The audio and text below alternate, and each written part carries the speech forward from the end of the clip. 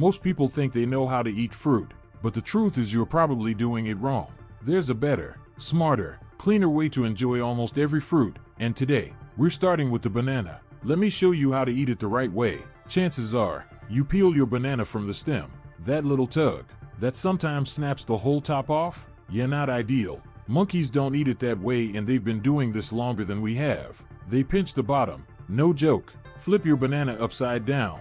Gently pinch the bottom with 2 fingers. It splits open perfectly. No squishing, no mess. And those stringy things? They're called phloem bundles. They're packed with nutrients. Stop peeling them off. The little black nub at the bottom?